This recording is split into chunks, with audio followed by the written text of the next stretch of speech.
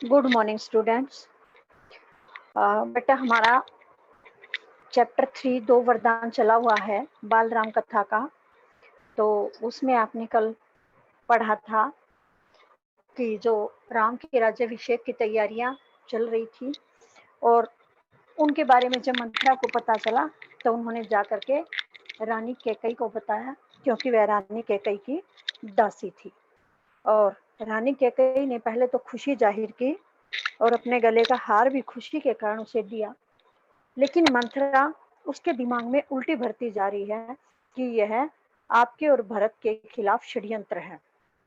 रानी कैकई उसे फिर समझाती है कि इसमें कोई षड्यंत्र नहीं है, सदा राज्य ज्येष्ठ पुत्र को ही मिलता है। यहाँ तक कल हमने पढ़ा था। अब आगे देखिए। मंथरा पर इस फटकार का कोई प्रभाव नहीं हुआ। उसके लिए यह दशरथ का षड्यंत्र था। वह रानी कैकई के पलंग पर बैठ गई, उनके बहुत निकट। कैकई के चेहरे की ओर देखते हुए उसने कहा, तुम बहुत भोली हो, नादान हो, तुम्हें आसन्न संकट नहीं दिखता, दुख की जगह प्रसन्नता होती है। इस बुद्धि पर किसी को भी तरस आएगा? समझो रानी, राम राजा बने तो तुम कौशल्या की दासी बन जाओगी। भरत राम के दास हो जाएंगे, वह राजा नहीं बनेंगे। राम के बाद अगला राजा राम का पुत्र होगा। अनर्थ को अर्थ समझने की मूर्खता मत करो। रानी, राम को राज मिला तो वे भरत को देश निकाला दे देंगे, वे भरत को दंड देंगे। इस तिरस्कार से भरत की रक्षा करो। रानी, कोई ऐसा उपाय करो कि राजगद्दी भरत को मिले और राम को जंगल भेज दिया जाए। तो देखिए, मंथरा ने फिर से कैकई को उकसाने की कोशिश की है। मंथरा को जब कैकई ने डांटा कि ऐसा षड्यंत्र वगैरह नहीं हो सकता, उसके बाद भी मंथरा के ऊपर उस डांट फटकार का कोई असर नहीं हुआ। उसके लिए तो यह सब कुछ राजा दशरथ का षड्यंत्र ही दिखाई दे रहा था, लग रहा था। वह रानी कैकई के पलंग पर बैठ गई, उनके पास कैकई के चेहरे की ओर देखते हुए उसने कहा, रानी, तुम बहुत भोली हो, नादान हो, जो निकट संकट है वह तुम्हें दिखाई ही नहीं देता। तुम्हें तो दुख की जगह खुशी होती है, तुम दुख की बात में भी प्रसन्नता प्रकट करती हो, तुम्हें खुशी जाहिर होती है।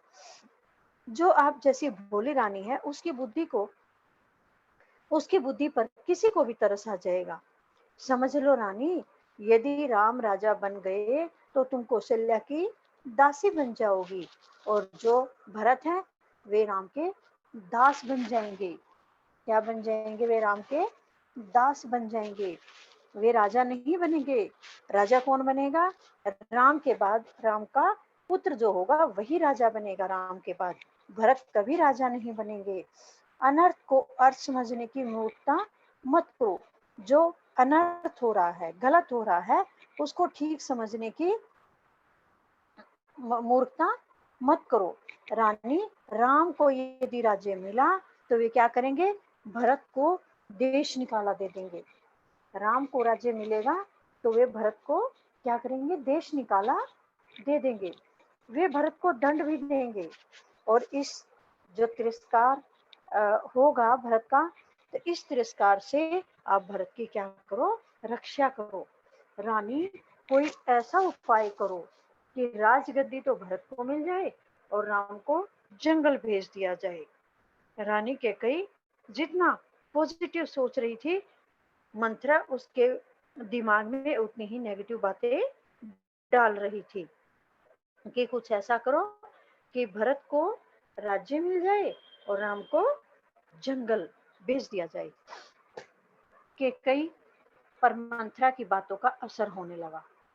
पहले तो कैकई मंथरा की बातों की तरफ ध्यान ही नहीं दे रही थी, उनको डांट रही थी, सीधा सोच रही थी। लेकिन धीरे धीरे जब मंथरा बार बार कैकई को इस प्रकार की बातें बोलती रही तो कैकई पर मंथरा की बातों का असर होने लगा। उनका सिर चकरा गया, वह पलंग से उठी तो पांव सीधे नहीं पड़े, आंखों में आंसू थे, मन भारी हो गया। प्रसन्नता की जगह अव्यक्त क्रोध ने ले ली। मंथरा के तर्कों में उन्हें सच्चाई दिखने लगी। तुम ही बताओ, मैं क्या करूं? केकई ने आंसू पोंछते हुए मंथरा से कहा। अब केकई पर मंथरा की बातों का प्रभाव पड़ा। उनका सिर चकराने लगा। पलंग से उठ करके चली तो उनके पांव रखे नहीं जा रहे थे, आंखों में आंसू दिखाई दे रहे थे। क्यों? क्योंकि मंथरा की बातें उनके दिमाग में घूमने लगी। मन भारी हो गया, यानी मन रोने को हो गया कि हाँ, मेरे भरत के साथ षड्यंत्र रचा जा रहा है। मेरे भरत को राम देश निकाला दे देंगे, वे उसे दंड देंगे। इस प्रकार से जो केकई थी उसके मन में ये बातें घूमने लगी। मन भारी हो गया और जो मन में खुशी थी राम के राज्याभिषेक की सुन करके, उसकी जगह किसने ले ली? क्रोध ने ले ली। केकई के मन में क्रोध आ गया कि हाँ, मेरे बेटे के साथ धोखा हो रहा है। मंथरा के तर्कों में उन्हें सच्चाई दिखने लगी। मंथरा ने जो उसे बातें कही थी, उन बातों में अब केकई को सच्चाई दिखाई देने लगी कि हाँ, मंथरा सही कह रही है। तो फिर मंथरा ने कहा, कैकई ने कहा कि आंसू पोंछते हुए मंथरा से कि अब तुम ही बताओ, मैं क्या करूं? मंथरा पलंग से उठी, कैकई के पास जाकर खड़ी हो गई। उसने कहा, याद करो रानी,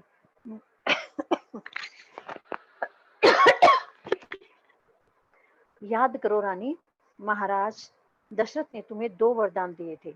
दशरथ से अपना वचन पूरा करने को कहो। एक से भरत के लिए राजगद्दी मांग लो, दूसरे से राम को 14 वर्ष का वनवास। अब मंथरा केकई के पलंग पर बैठी हुई थी। केकई वहां से उठ गई थी। तो उठ करके केकई ने बोला था कि तुम ही बताओ, मैं क्या करूं? तो फिर मंथरा भी पलंग से उठी और केकई के पास जाकर खड़ी हो गई। उसने उसे कहा, याद करो महारानी, महाराज दशरथ ने तुम्हें 2 वरदान दिए थे। दशरथ से अपना वचन पूरा करने को कहो। एक जो आपको 2 वरदान दिए थे, वे अपने वचन पूरे करने के लिए राजा दशरथ को कहो। क्या क्या थे? एक तो भरत के लिए राजगद्दी मांग लो। 2 वचन दिए थे ना कि कभी केकई ने युद्ध में राजा दशरथ की सहायता की थी, तो वहां पर राजा दशरथ विजयी हुए थे। तो विजयी हुए तो राजा दशरथ ने केकई को बोला था कि कोई 2 वरदान मांग लो। रानी केकई ने कहा कि मैं अब नहीं मांगती, मुझे जब जरूरत होगी या समय आने पर मैं अपने आप मांग लूंगी। ठीक है, तो ये 2 वरदान थे, 2 वचन थे। वचन दिया था राजा दशरथ ने कि चलो कोई नहीं, बाद में मैं तुम्हें, जब तुम्हें जरूरत होगी, मैं तुम्हें 2 वरदान, जो 2 वचन है वो पूरे करूंगा, जो तुम मांगोगे मैं दे दूंगा। तो अब उन्हीं 2 वचनों के बारे में बात है। मंथरा ने रानी को याद दिलवाया कि राजा दशरथ ने तुम्हें 2 वरदान दिए हुए थे। 2 वरदान दिए थे कि कुछ भी मांग सकते हो। तुम उन 2 वरदानों में आप क्या करो, एक में तो भरत के लिए राजगद्दी मांग लो और दूसरे में राम को 14 वर्ष का वनवास मांग लो। केकई का चेहरा तमतमाया हुआ था। उन्हें मंथरा की बात ठीक लगी। उनके मन में एक प्रश्न अब भी था, यह बात दशरथ से कैसे कहूं? उन्हें रनिवास बुलवाएं या प्रतीक्षा करें? मंथरा ने केकई के मन की बात भांप ली। उसने कहा, तुम मैले कपड़े पहनकर कोप भवन में चले जाओ। महाराज दशरथ आए तो उनकी ओर मत देखो, बात मत करो। तुम उनके प्रिय रानी हो, तुम्हारा दुख देख नहीं पाएंगे। बस उसी समय तुम उन्हें अपनी पिछली बात याद दिलाना और 2 वचन मांग लेना। केकई का चेहरा तमतमाया हुआ था, यानी गुस्से में लाल हो गया था कि हाँ, मेरे बेटे के साथ षड्यंत्र हो रहा है और मैं ऐसा ही करूंगी। मैं अपने 2 वरदान जो दशरथ ने बोल रखे हैं, मैं वो मांगूंगी। और मंथरा की बात उसे ठीक दिखाई देने लगी कि मंथरा जो कह रही है सही कह रही है, मेरे बेटे के साथ धोखा हो रहा है। लेकिन उनके मन में एक प्रश्न और भी था कि वह दशरथ से यह बात किस प्रकार कहे। उसे यहाँ रनिवास में बुलाए, किसी को भेजकर यह स्वयं उनके आने की प्रतीक्षा करे, इंतजार करे। उन्हें मंथरा मंथरा ने भी केकई के मन की बात भांप ली कि हाँ, केकई के मन में ये बात आ गई है। तो मंथरा ने केकई को कहा, तुम ऐसा करो, मैले कुचले कपड़े पहनो और कोप भवन में चली जाओ। जब महाराज दशरथ वहां आएंगे तो आप उनकी ओर देखना भी मत, न उनसे बात करना, क्योंकि तुम ही उनकी सबसे प्रिय रानी हो। राजा दशरथ की 3 रानियां थी। तीनों रानियों में से राजा दशरथ को ये जो केकई थी ये अधिक प्रिय थी। ठीक है, राजा दशरथ को कौन सी रानी अधिक प्रिय थी? केकई। तो कहा उन्होंने कि तुम उनकी प्रिय रानी है और तुम्हारे दुख को वे देख नहीं पाएंगे, और जब वो आपसे बार बार बातें करने की कोशिश करें तो तुम पिछली बात याद दिलवा देना, यानी 2 वरदान याद दिलवा देना और दोनों वचन मांग लेना। मैं ऐसा ही करूंगी, महाराज का षड्यंत्र सफल नहीं होने दूंगी। केकई ने कहा कि हाँ, मैं ऐसा ही करूंगी। राजा दशरथ जो मेरे बेटे के साथ षड्यंत्र रचना चाहते हैं, मैं उनको कभी भी सफल नहीं होने दूंगी। मंथरा का लक्ष्य पूरा हो गया। मंथरा जो चाह रही थी वह पूरा हो गया। चलते चलते उसने रानी केकई से कहा, राम के लिए 14 वर्ष से कम वनवास मत मांगना। भरत इतने समय में राजकाज संभाल लेंगे। जब तक राम लौटेंगे लोग उन्हें भूल चुके होंगे। अब जल्दी करो रानी, समय बहुत कम है। रानी केकई कोपवन चली गई। मंथरा रनिवास से निकल गई। अब जो मंथरा चाहती थी वह बात पूरी हो गई, क्योंकि केकई ने उसकी बात मान ली और मंथरा का लक्ष्य पूरा हुआ। मंथरा जो चाहती थी वह हो गया।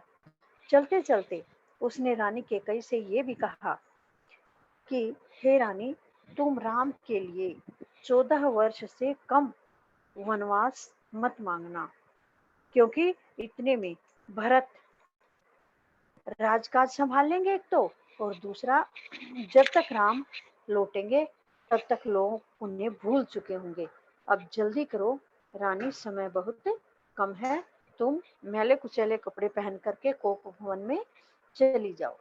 रानी केकई कोप भवन में चली गई और मंथरा जो है वो रनिवास से बाहर चली गई। दिन भर की गहमा गहमी के बाद महाराज दशरथ को रानियों की याद आई। तुरंत रनिवास की ओर चल पड़े, उन्हें शुभ समाचार देने। सबसे पहले केकई के कक्ष की ओर मुड़े। केकई वहां नहीं थी। प्रतिहारी से पूछा, पता चला कि वे कोप भवन में हैं। दशरथ को चिंता हुई। केकई कोप भवन में, परंतु क्यों? क्या इसलिए कि उन्हें अब तक सूचना नहीं मिली?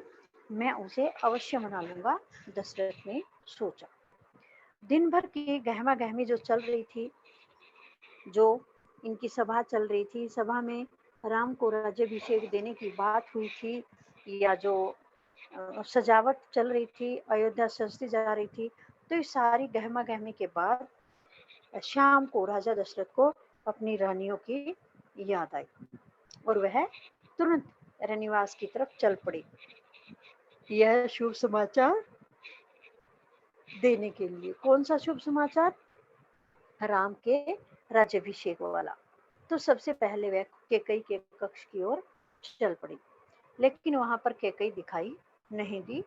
तो प्रतिहारी से पूछा कि केकई, तो उन्होंने बताया कि वह कोप भवन में है। राजा दशरथ को चिंता हुई कि केकई कोप भवन इसलिए चली गई वो कि मैंने उनको राम के राज्याभिषेक की सूचना नहीं दी, और अब तक सूचना न मिलने के कारण, बाहर से पता लगने के कारण रानी मुझसे गुस्सा कर रही होगी। तो कोई बात नहीं, मैं रानी को अवश्य मना लूंगा। दशरथ ने ऐसा सोचा। दशरथ को भवन का दृश्य देखकर हैरान हो गई। उन्हें कुछ समझ में नहीं आया। कैकई जमीन पर लेटी हुई थी, बाल बिखरे हुए, गहने कक्ष में बिखरे हुए, कपड़े मैले। देखा दशरथ ने क्या कि कोप भवन में रानी जमीन पर लेटी हुई है और उसके बाल बिखरे पड़े हैं। जो गहने वगैरह हैं वे भी कमरे में इधर उधर फेंक रखे हैं। मैले कुचैले कपड़े उसने डाल रखे हुए हैं। यह दृश्य देख करके दशरथ जो है हैरान हो गए। उनको कुछ समझ नहीं आया कि ये क्या हो रहा है। तुम्हें क्या दुख है, क्या हुआ है तुम्हें, मुझे बताओ। अस्वस्थ हो, राज्यवैद्य को बुलाऊं? दशरथ ने कई सवाल पूछे, कोई उत्तर नहीं मिला। कैकई रोती रही। अब दशरथ ने रानी से पूछा, तुम्हें क्या दुख है, क्या हुआ है तुम्हें, बताओ। तुम ठीक नहीं हो, तबीयत खराब है, बीमार हो, तो राज्यवैद्य को बुलाऊं? दशरथ ने कई प्रकार के सवाल पूछे, लेकिन उन्हें कोई भी उत्तर कैकई ने नहीं दिया और कैकई लगातार रोती रही। तुम मेरी सबसे प्रिय रानी हो, मैं तुम्हें प्रसन्न देखना चाहता हूँ। तुम्हें खुशी के लिए, तुम्हारी खुशी के लिए मैं कुछ भी कर सकता हूँ, कुछ भी, धरती आसमान एक कर सकता हूँ। दशरथ ने कैकई को मनाने का बहुत प्रयास किया, उत्तर उन्हें फिर भी नहीं मिला। दशरथ ने कहा कि हे रानी, तुम मेरी सबसे प्रिय रानी हो और मैं तुम्हें खुश देखना चाहता हूँ। तुम्हारी खुशी के लिए मैं कुछ भी कर सकता हूँ, मैं धरती आसमान भी एक कर सकता हूँ। इस प्रकार से राजा दशरथ ने कैकई को मनाने के लिए बहुत प्रयास किया, लेकिन फिर भी वह नहीं मानी। उसने कोई उत्तर नहीं दिया। दशरथ भी भूमि पर बैठ गए, विनती करते रहे। हाँ, मैं बीमार हूँ, कैकई ने कहा।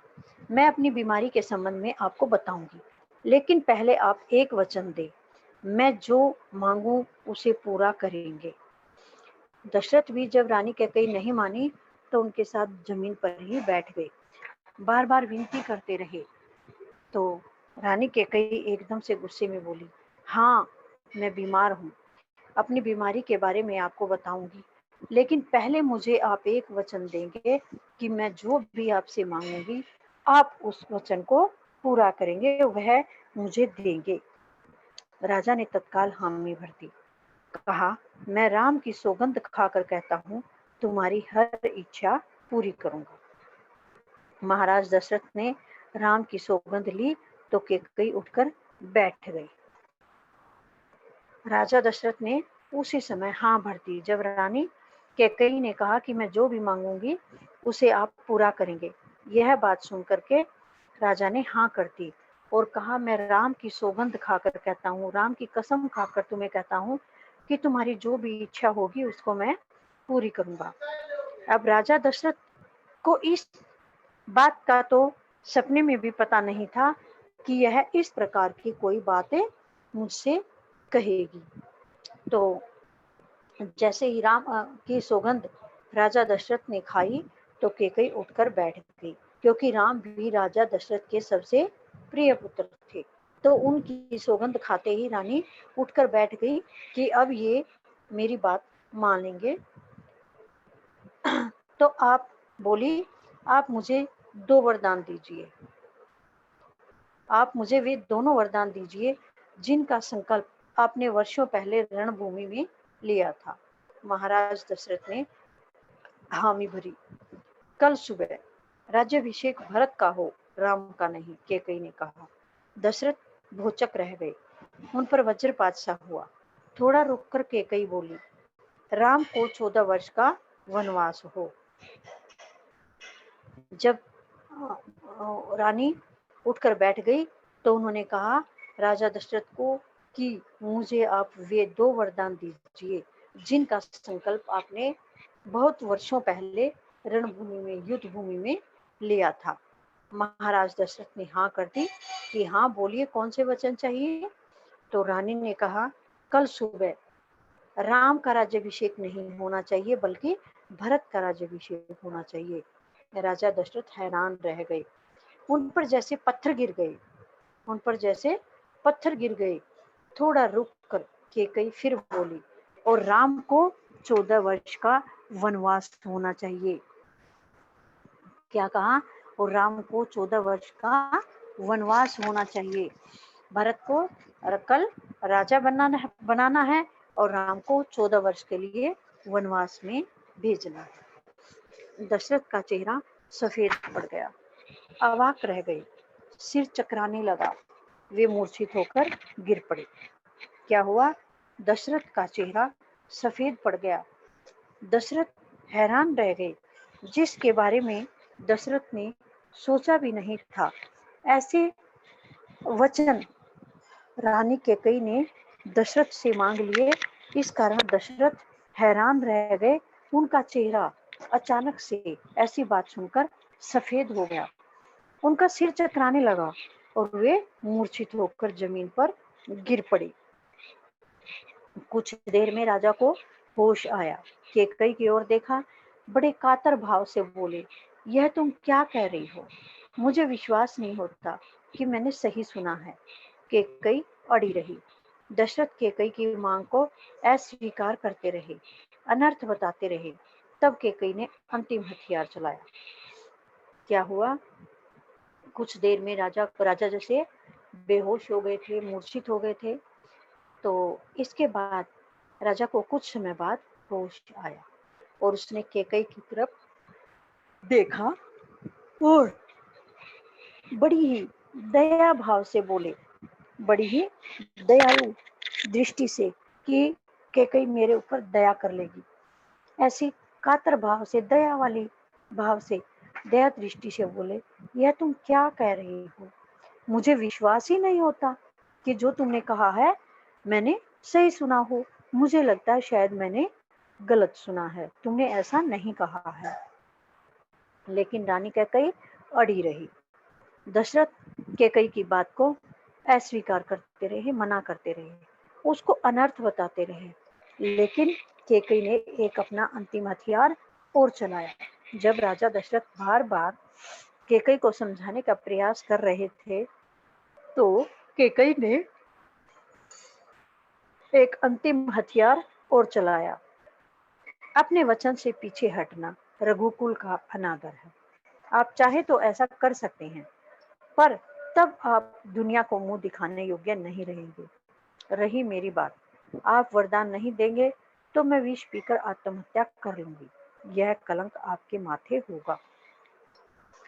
जब राजा दशरथ कैकेयी को बार बार समझाने का प्रयत्न कर रहे थे, तो रानी ने एक हथियार और चलाया।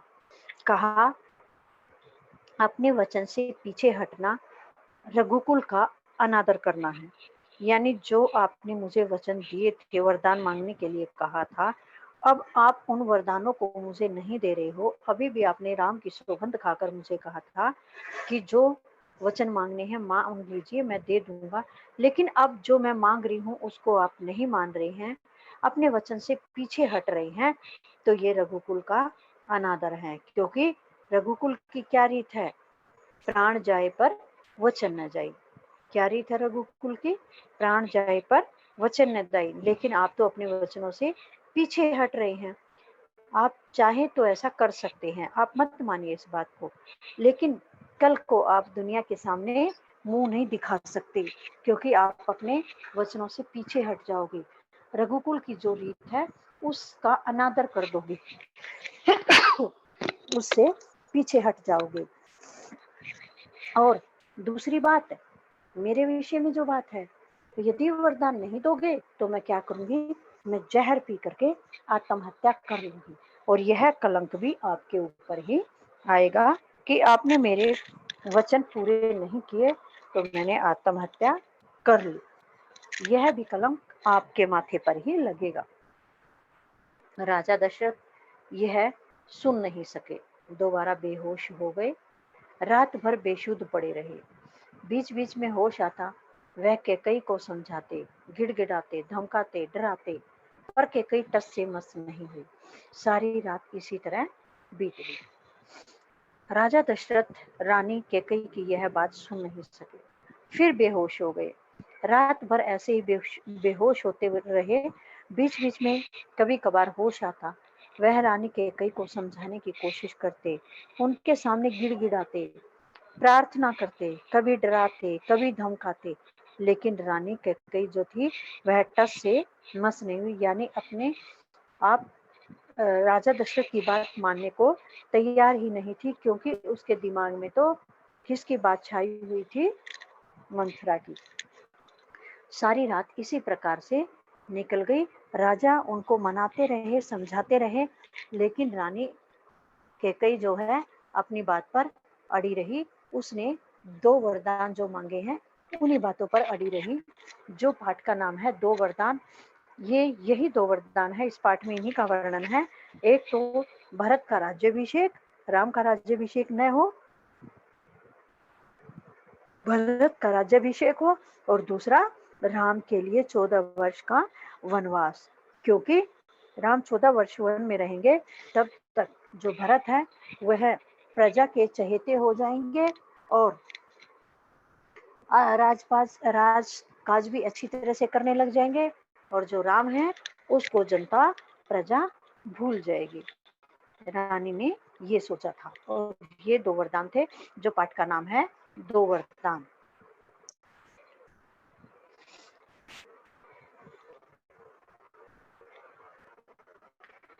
आपने यह पाठ पढ़ना है और इसके प्रश्न उत्तर लिखने हैं और याद करने हैं।